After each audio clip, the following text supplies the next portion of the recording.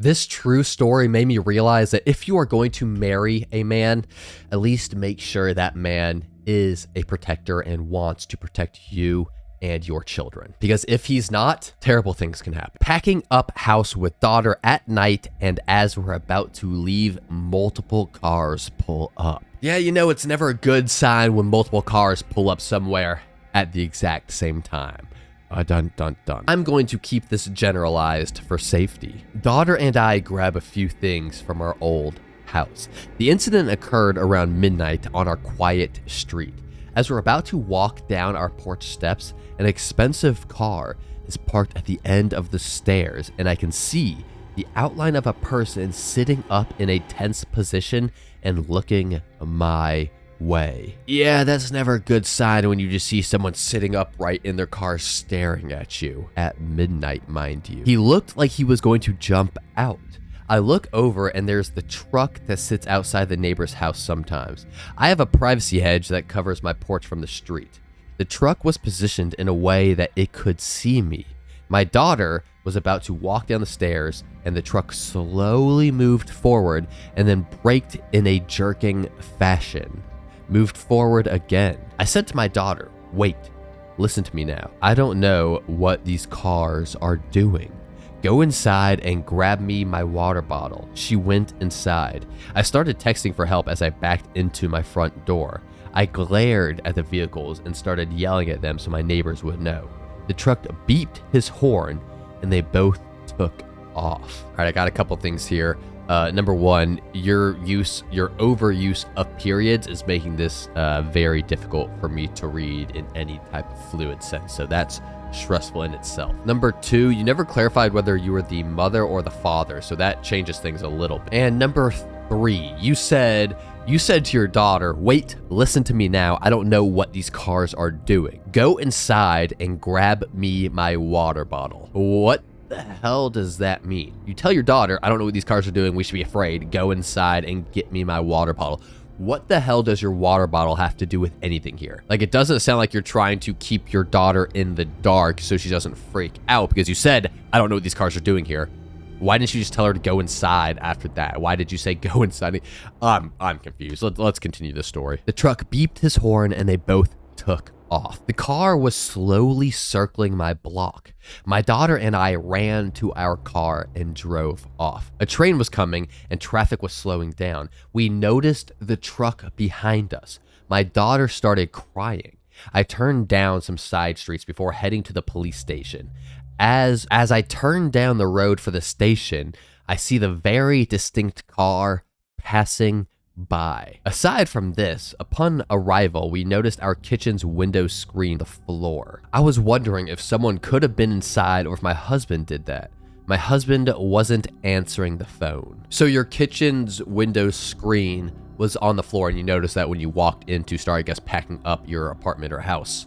And then after that is when you notice the cars chilling outside. Yeah, okay, like, look, I get it. Life throws a bunch of things at you, and, you know, life can get busy, but, like, why are you, and she's clarified now that this is, in fact, the mother, why are you the mother and your daughter moving things around and, like, doing all this stuff alone at midnight? That seems a little sketchy in itself. So, like, number one, I just, like, as two women, I wouldn't be moving things like that around at midnight, you know, in the dark by yourselves.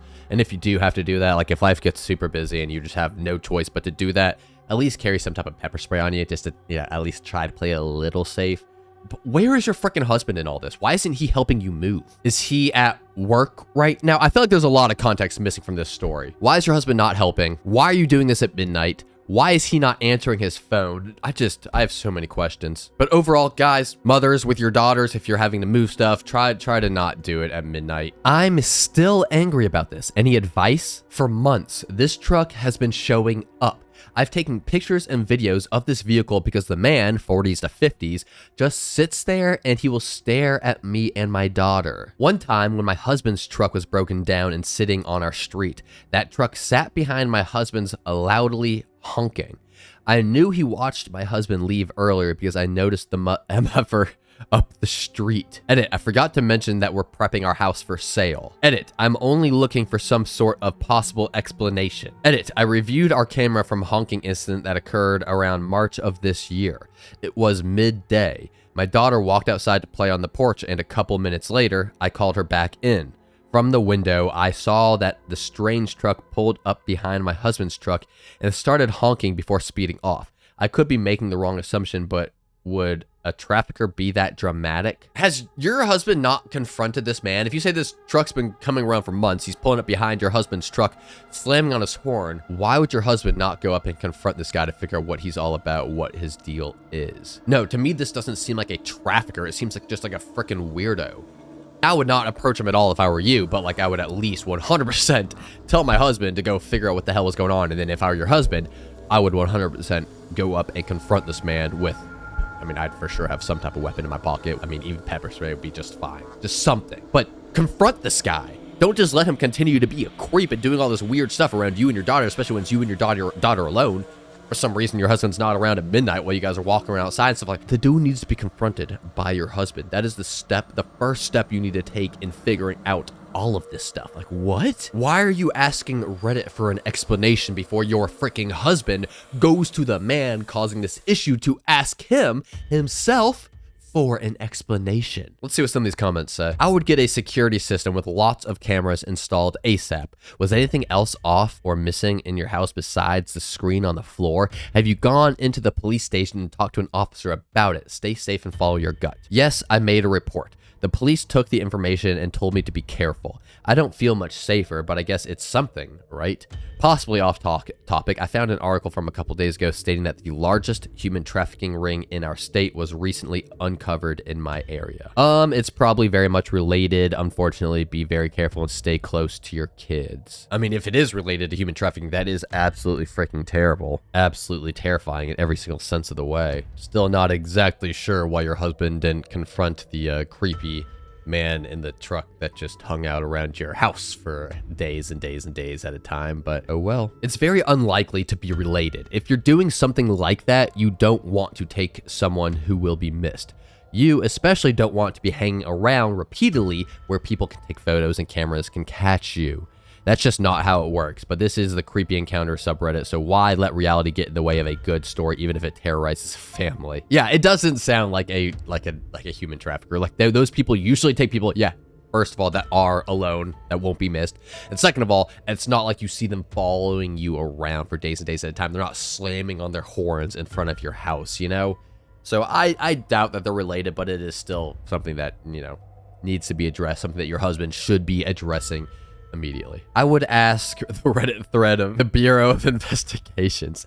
Sounds like someone has an issue with your husband. You might want to take him aside and ask him what the hell is going on. Thanks all. Be sure to post in there later. I immediately thought so too, but my husband insists he's not involved. He's pretty much a homebody. I don't know who he could have pissed off. The guy in the truck was watching my daughter play outside alone one time. Yeah, this is all stupid. This is all stupid. If someone is watching your freaking house, have your husband, like, what is your husband there for? Have him go out and confront the freaking guy in the truck. It's that simple. That is step number one to figuring out what the hell is going on and to make sure that it stops happening. Oh, my husband is a homebody. He is always home, but for some reason, he won't go outside to confront the other man that's always creeping on our home. Brother, do your job. You are a protector of your family. Your family feels threatened by another man. Go out there and confront that man. Oh my God, bro. Like, look, my advice, my takeaway from this story is that make sure you marry a man who can actually protect you and your children, who wants to protect you and your children, and does not let something like this escalate to this till it gets to this point where you're asking Reddit for an explanation, for help, for guidance and advice on how to handle this. Marry someone who will have made sure that this was already freaking handled before it gets to this point. That is my biggest takeaway from this story. All right, now on to the next story.